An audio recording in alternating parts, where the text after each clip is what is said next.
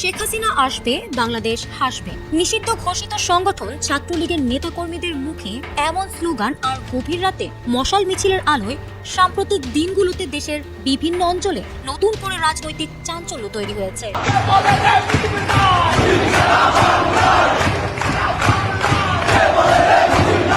আমরা যত সংখ্যা হয়তো আন্দাজ করতে পারছি, হয়তো মিছিলের আকৃতি তার চেয়েও অনেক বড় হয়ে থাকতে পারে। ইত্তেফাক লিখছে, এক পর্যায়ে বিক্ষোভকারীদের সংখ্যা ও তীব্রতা দেখে দায়িত্বপ্রাপ্ত পুলিশ সদস্যরা সেখান থেকে সরে যান। তবে এই সামগ্রিক পরিস্থিতির প্রেক্ষাপটে এখন রাজনৈতিক মহল এবং জনমনে সবচেয়ে বড় প্রশ্ন, তবে কি সত্যি দেশে ফিরছেন শেখ হাসিনা?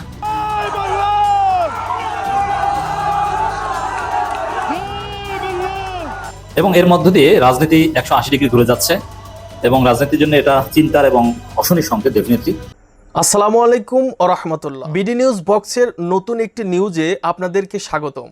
প্রিয় দর্শক, বাংলাদেশে বর্তমানে ঘটে যাওয়া বেশ কিছু চলমান ঘটনাবলীর মধ্য থেকে কয়েকটি গুরুত্বপূর্ণ খবর নিয়ে আমি আপনাদের সামনে হাজির হয়েছি, যার কিছুটা অংশ বিশেষ আপনারা সংবাদ শিরোনাম হিসেবে ভিডিওর শুরুতেই দেখেছেন। দর্শক, ভিডিওর শুরুটা দেখেই কিন্তু আপনারা বুঝতে পেরেছেন আজকের এই ভিডিওটি কতটা গুরুত্বপূর্ণ হতে চলছে। তাই দূর দূরান্ত দেশ ও দেশের বাইরে যে যেখান থেকে এই ভিডিওটি দেখার জন্য অন করেছেন তাদেরকে একটিমাত্র অনুরোধ করব, ভিডিওটি না টেনে শুরু থেকে শেষ পর্যন্ত মনোযোগ সহকারে এই ভিডিওটি দেখতে থাকুন। তো দর্শক, আর বেশি দেরি না করে চলুন দেখে আসি আজকের সেই কাঙ্ক্ষিত ভিডিওগুলো। তবে তার আগে আপনাদের একটিমাত্র অনুরোধ করব, যারা এখনো পর্যন্ত আমাদের এই চ্যানেলটি সাবস্ক্রাইব করেননি, অবশ্যই চ্যানেলটি সাবস্ক্রাইব করে পাশে থাকা বেল আইকনটি বাজিয়ে দিন।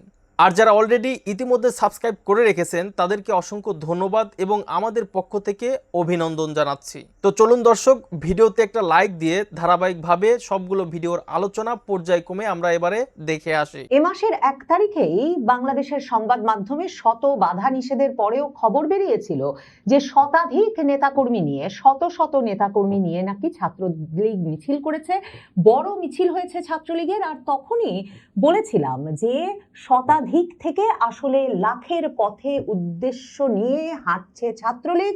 এখন যখন তাদের নেত্রী শেখ হাসিনা ঘোষণা দিয়ে দিয়েছেন যে তিনি খুব শিগগিরই দেশে ফিরবেন এবং নেতা কর্মীদের সেজন্য প্রস্তুত হতে বলেছেন, তখন এমন এক জোয়ার সৃষ্টি হয়েছে যে সারা দেশে প্রতিদিনই একের পর এক মিছিলের খবর বেরিয়ে আসছে।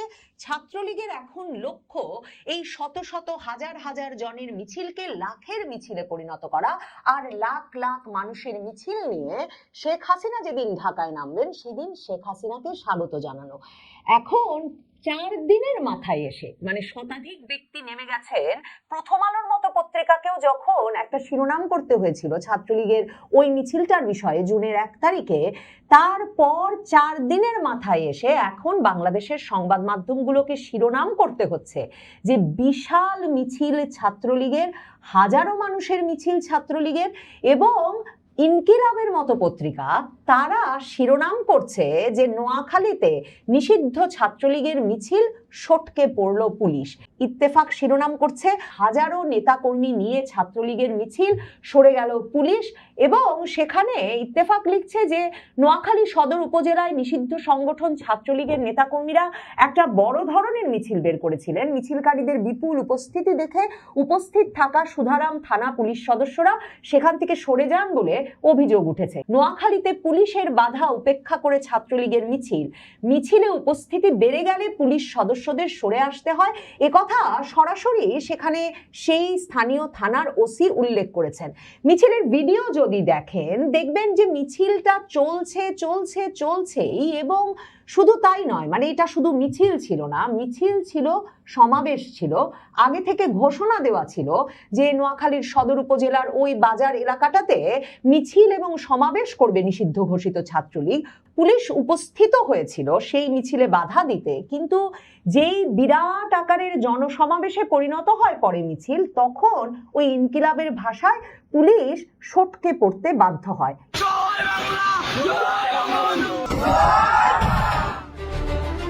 শেখ হাসিনা আসবে, বাংলাদেশ হাসবে। নিষিদ্ধ ঘোষিত সংগঠন ছাত্রলীগের নেতাকর্মীদের মুখে এমন স্লোগান আর গভীর রাতে মশাল মিছিলের আলোয় সাম্প্রতিক দিনগুলোতে দেশের বিভিন্ন অঞ্চলে নতুন করে রাজনৈতিক চাঞ্চল্য তৈরি হয়েছে। দীর্ঘ নীরবতা ভেঙে হঠাৎ করেই মে মাসের শেষ ভাগ এবং জুনের প্রথম সপ্তাহে দেশের বিভিন্ন জেলা ও উপজেলা স্তরে আকস্মিক ঝটিকা মিছিলের প্রবণতা লক্ষ্য করা যাচ্ছে। রাজনৈতিক বিশ্লেষকদের মতে সাবেক প্রধানমন্ত্রী শেখ হাসিনা খুব শিগগিরই দেশে ফিরবেন এমন দৃঢ় প্রত্যয় এবং ধারাবাহিক বার্তার পর থেকেই মাঠ পর্যায়ের নেতাকর্মীদের মাঝে নতুন করে তৎপরতা শুরু হয়েছে। দলীয় প্রধানের এই ঘোষণার পর থেকেই দেশের বিভিন্ন অঞ্চলে, বিশেষ করে চট্টগ্রাম, কিশোরগঞ্জ, লালমনিরহাট এবং পটুয়াখালীতে মুখে মাস্ক পরে গভীর রাতে বা ভোরবেলায় ঝটিকা ও মশাল মিছিলের মাধ্যমে নিজেদের উপস্থিতি জানান দিচ্ছে সংগঠনটি। আকস্মিকভাবে মাস্ক পরা যুবকদের এমন মশাল মিছিল সাধারণ মানুষের মাঝে তীব্র কৌতূহল সৃষ্টি করেছে। সম্প্রতি চুয়াডাঙ্গার দামুড়হুদা উপজেলায় নিষিদ্ধ ঘোষিত সংগঠনটির নেতাকর্মীরা গভীর রাতে মশাল মিছিল করায় স্থানীয়দের মধ্যে তীব্র কৌতূহল এবং এক থমথমে পরিস্থিতি ও বড় ধরনের প্রশ্ন তৈরি হয়েছে। আর এই ঝটিকা মিছিলের ছবি ও ভিডিও সামাজিক যোগাযোগ মাধ্যমে ছড়িয়ে পড়লে এলাকায় তোলপাড় শুরু হয়। মিছিল থেকে আওয়ামী লীগ ও এর সহযোগী সংগঠনগুলোর ওপর আরোপিত নিষেধাজ্ঞা প্রত্যাহার এবং পুলিশ হত্যার বিচারের দাবিতে বিভিন্ন স্লোগান দেওয়া হয়। গণমাধ্যমে দেওয়া তার সর্বশেষ বক্তব্য অনুযায়ী দেশে ফেরার সিদ্ধান্ত সম্পূর্ণ তার নিজের এবং সেখানের রাজনৈতিক অধিকার ও আইনের শাসন পুনঃপ্রতিষ্ঠিত হলেই তিনি ফিরবেন। তবে তার এই প্রত্যাবর্তনের ক্ষেত্রে রয়েছে নানা আইনি ও কৌশলগত বাধ্যবাধকতা। বর্তমান সরকারের অবস্থান অনুযায়ী তার বিরুদ্ধে দেশে একাধিক মামলা বিচারাধীন রয়েছে, যার কারণে দেশে পা রাখা মাত্রই তাকে আইনি প্রক্রিয়ার মুখোমুখি হতে হবে। একই সাথে তার নিরাপত্তা নিশ্চিত করা এবং বর্তমান রাজনৈতিক সমীকরণে আন্তর্জাতিক কূটনীতির ভূমিকাও এখানে বড় বাধ্যবাধকতা হিসেবে কাজ করছে। ছাত্রলীগের এই আকস্মিক মাঠ পর্যায়ের তৎপরতা এবং শেখ হাসিনার ফেরার বার্তা দেশের রাজনৈতিক আকাশে এক নতুন সমীকরণ তৈরি করেছে। পরিস্থিতি শেষ পর্যন্ত কোন দিকে মোড় নেয় তা সময়ই বলে দেবে। এ বিষয়ে দামুড়হুদা থানার ভারপ্রাপ্ত কর্মকর্তা জানিয়েছেন, বিষয়টি নিয়ে নিশ্চিতভাবে এখন কিছুই বলা যাচ্ছে না। তবে পুলিশ ভিডিও ও অন্যান্য তথ্য গভীরভাবে যাচাই বাছাই করছে এবং তদন্ত শেষে খুব দ্রুত প্রকৃত ঘটনা সামনে এলে প্রয়োজনীয় আইনগত ব্যবস্থা গ্রহণ করা হবে বলে জানান তিনি। তবে এই সামগ্রিক পরিস্থিতির প্রেক্ষাপটে এখন রাজনৈতিক মহল এবং জনমনে সবচেয়ে বড় প্রশ্ন, তবে কি সত্যি দেশে ফিরছেন শেখ হাসিনা? একের পর এক আওয়ামী লীগ, ছাত্রলীগ, যুবলীগ, ছাত্রলীগ তো পুরোপুরি নিষিদ্ধ, আওয়ামী লীগ সহ অন্য সংগঠনগুলো, অঙ্গ সংগঠনগুলো, তাদের কার্যক্রম নিষিদ্ধ আছে। কিন্তু সেগুলো থাকা সত্ত্বেও সারা দেশে আমরা দেখছি একের পর এক তারা ঝটিকা মিছিল করছে, শোডাউন করছে, নানা রকমের ঘটনা ঘটছে। বিশেষ করে গতকালকে দেশের বেশ কিছু জায়গায়, নোয়াখালী এবং চট্টগ্রাম সহ বেশ কিছু জায়গায় যে ঘটনাগুলো ঘটলো, তাতে করে মনে হচ্ছে যে আওয়ামী লীগ অনেক বেশি এগ্রেসিভ হয়ে যাচ্ছে। এবং এগ্রেসিভ হয়ে গেলে যেটা হবে সেটা হচ্ছে দেশ উত্তপ্ত হয়ে যাবে। দেশ উত্তপ্ত হয়ে গেলে সেই পরিস্থিতি নিয়ন্ত্রণ করতে সরকার শক্তি প্রয়োগ করবে। সরকার যদি শক্তি প্রয়োগ করে তখন মানবাধিকারের প্রশ্ন আসবে এবং দেশে বিশৃঙ্খলার সৃষ্টি হবে অনেক বেশি। সেটা কোন দিকে শেষ পর্যন্ত যাবে? আওয়ামী লীগ ফিরে আসার যখন প্রচণ্ড চেষ্টা করছে, তখন সরকার যদি প্রচণ্ড বেগে তাদের নিয়ন্ত্রণ করার কিংবা তাদের গতি থামানোর চেষ্টা করে, তাহলে পরিস্থিতি নিয়ন্ত্রণের মধ্যে থাকবে কিনা সেই প্রশ্নও রয়েছে। কি ঘটলো গতকালকে নোয়াখালীতে এবং চট্টগ্রামে, কি বলছে গণমাধ্যম, কেন ছাত্রলীগের, আওয়ামী লীগের মিছিলকে না থামিয়ে পুলিশ সেখান থেকে সরে গেল? অনেকেই আওয়ামী লীগের যারা অ্যাক্টিভিস্ট তারা বলছেন যে ছাত্রলীগের, আওয়ামী লীগের মিছিল থেকে পুলিশ ভয়ে পালিয়ে গেছে। এই ঘটনাগুলো কেন হচ্ছে? তাহলে কি আওয়ামী লীগ কোনো বড় ধরনের পরিকল্পনা বাস্তবায়নের পথে রয়েছে?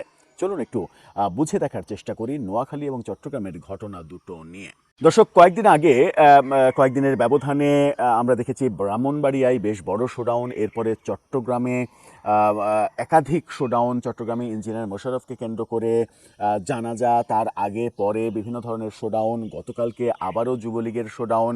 এই ঘটনাগুলো যখন ঘটছে, মাঝে তোফায়েল আহমেদের জানাজা কেন্দ্রিক একটা অবস্থা, সিচুয়েশন তৈরি হওয়ার চেষ্টা, এবং গতকালকে চট্টগ্রামে যুবলীগের সাথে নোয়াখালীতে আওয়ামী লীগের ছাত্রলীগের মিছিল বেশ চাঞ্চল্যের সৃষ্টি করেছে এবং পুলিশের পক্ষ থেকেই বিভিন্ন অসমর্থিত সূত্র বলছে যে হাজার হাজার কর্মীরা যখন মিছিল করে এবং তাদের মিছিলে যখন জনসংখ্যা বাড়তে থাকে তখন পুলিশ সেখান থেকে সরে যেতে বাধ্য হয়। নোয়াখালীর ঘটনা নিয়ে বাংলা ট্রিবিউনের এই শিরোনামটা দেখে নিতে পারেন। তারা মিছিলের ছবি দিয়ে বলছে, শুধুমাত্র বাংলা ট্রিবিউন না, বাংলাদেশের যত গণমাধ্যম আছে সব গণমাধ্যমে গুরুত্ব সহকারে এই খবরটা প্রকাশ করা হয়েছে। বাংলা ট্রিবিউন বলছে নোয়াখালীতে নিষিদ্ধ ছাত্রলীগের মিছিল। এই ঘটনা যখন বলছে তারা, তখন আমরা দেখছি যে ইত্তেফাক যেটা বলছে, ইত্তেফাকের শিরোনামটা দেখিনি, ইত্তেফাকে বলছে হাজারো নেতাকর্মী নিয়ে ছাত্রলীগের মিছিল, সরে গেল পুলিশ। অর্থাৎ পুলিশ সরে গেছে সেখান থেকে, পুলিশ তাদেরকে প্রতিহত করেনি কিংবা পুলিশ তাদের উপরে কোনো অ্যাকশন নিতে পারেনি। এই ঘটনা যখন আমরা নোয়াখালীতে দেখছি তখন চট্টগ্রামে আবার দেখছি, চট্টগ্রামে কালের কণ্ঠের এই শিরোনামটা দেখে নিন। সেখানে বলা হচ্ছে যে এবার কাফনের কাপড় বেঁধে চট্টগ্রামে নিষিদ্ধ যুবলীগের মিছিল। নিষিদ্ধ যুবলীগ বলা হচ্ছে, যুবলীগ কিন্তু নিষিদ্ধ না, যুবলীগের কার্যক্রম নিষিদ্ধ, একমাত্র নিষিদ্ধ হচ্ছে ছাত্রলীগ। যাই হোক, তারা তাদের মতো করে শিরোনাম করেছে। এখন নোয়াখালীর যে ঘটনাটা, সেই ঘটনা চাঞ্চল্যের সৃষ্টি করেছে বটে। যুবলীগের যে কর্মকাণ্ড, কাফনের কাপড় নিয়ে চট্টগ্রামের শোডাউন, সেটাও ব্যাপক চাঞ্চল্যের সৃষ্টি করেছে। কিন্তু নোয়াখালীরটা অনেক বেশি চাঞ্চল্যের সৃষ্টি করেছে, কারণ সেখান থেকে পুলিশ সরে গেছে, যেটাকে আওয়ামী লীগের অ্যাক্টিভিস্টরা বলছেন যে পালিয়ে গেছে। কি হয়েছে সেখানে? নোয়াখালীর সদর উপজেলায় আওয়ামী লীগ সভানেত্রী শেখ হাসিনার সমর্থনে বিক্ষোভ মিছিল ও সমাবেশ করেছে নিষিদ্ধ সংগঠন ছাত্রলীগের নেতাকর্মীরা। মিছিলের শুরুতে পুলিশ বাধা দিলেও এক পর্যায়ে তারা ঘটনাস্থল থেকে সরে যায় কিংবা সরে যেতে বাধ্য হয়, কারণ মিছিলে জনসংখ্যা বাড়তে শুরু করেছে। গত 2 বছরের মধ্যে সব থেকে গুরুত্বপূর্ণ ঘটনা যে পুলিশ দেখে তারা আরও গতি বাড়িয়েছে, সরে যায়নি এবং বরং পুলিশ সরে যেতে বাধ্য হয়েছে। এই ঘটনা মানে বিক্ষোভ মিছিলে সভাপতিত্ব করেন নোয়াইন্য ইউনিয়ন ছাত্রলীগের সাবেক সভাপতি ও সাবেক ইউপি চেয়ারম্যান প্রার্থী আশরাফুল করিম চৌধুরী বাবু। সুধারাম থানার ওসি তৌহিদুল ইসলাম জানিয়েছেন, আগে থেকে টের পেয়ে পুলিশের একাধিক দল সেখানে উপস্থিত ছিল, কিন্তু পুলিশের বাধা উপেক্ষা করেই মিছিলটি সামনে এগিয়ে যায়। কোনো ধরনের অনাকাঙ্ক্ষিত ঘটনা এড়াতে এক পর্যায়ে পুলিশ সেখান থেকে সরে যায়। ওসি নিজেও স্বীকার করেছেন যে পুলিশ সেখান থেকে সরে যায়। অনাকাঙ্ক্ষিত ঘটনা কি ঘটবে? এখন যদি 10 জন 20 জন অস্ত্রধারী পুলিশ থাকে, তার সামনে তো 5000 মানুষ কোনো ব্যাপার হওয়ার কথা নয়, কিন্তু পুলিশ সেই কাজে যায়নি। এই ধরনের কার্যক্রম ঠেকানোর জন্য অবশ্য 10 জন 20 জন পুলিশ সাধারণত যায় না, আরও বেশি যায়।